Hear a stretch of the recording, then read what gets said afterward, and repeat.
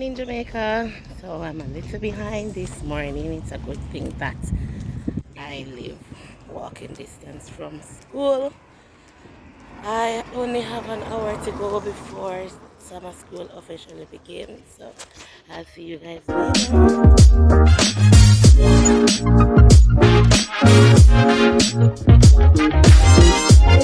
I'm here. It's a good thing I had prepared from yesterday because I'm a little behind schedule. Take a look.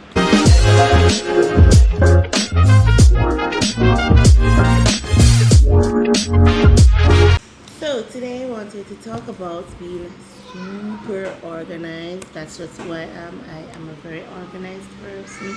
I like to label everything. I like to know where everything is. I don't like seeing things out of place.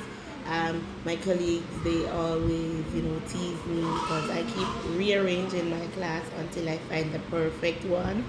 So this year I had a bet that I couldn't go the year without rearranging the class, and I won that bet. Yay! I did not move a thing, although I had to fight. It was worth it.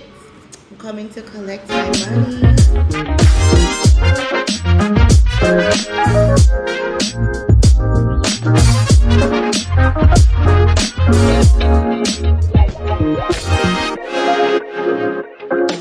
And this year, this was my assessment book.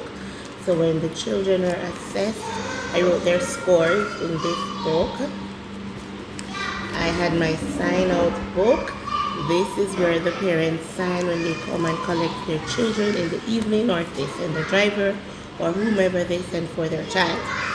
And this is my alphabet assessment. We assess them every term, so we know what they know at the beginning of school. We know how far they've progressed, middle school, and at the end of the last term, which is the summer term, I assess them again so I know if they've mastered knowing all the uppercase letters, all the lowercase letters, and all the letter sound.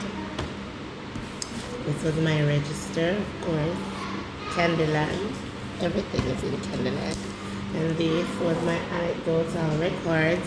I will do another video showing you about how I made this and how easy it was for me because of the way I did this. Alright, so it is always important to label everything in case someone comes and asks you for your records. You don't know where it is because it wasn't labeled. When it's labeled, you are able to quickly grab it and say, okay, here is my lesson plan, here is my anecdotal, here is my assessment, here is my sign-off. Everything is easily identified and easily reached. Also, it's important to label everything in the class. This helps the children to identify the words associated with the solid object. So for instance, my tables are labeled table, and my chairs have the word chair on it. So they know that the object is a chair, and they know that this is the word chair.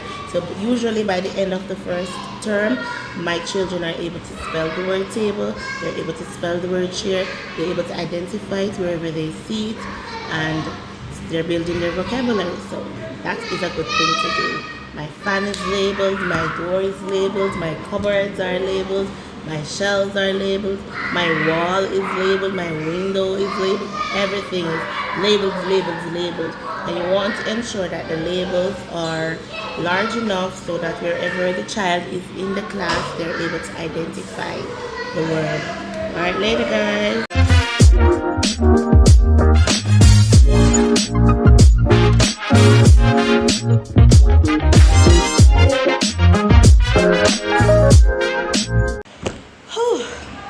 It's the end of day 3 of summer school, and thankfully I survived. I made it. Oh my gosh, it was an extremely hot day. It still is. I'm sweating. I had a lot of water to drink because I am so thirsty, and I have been very thirsty throughout the day. Today we focused on concept of big and little.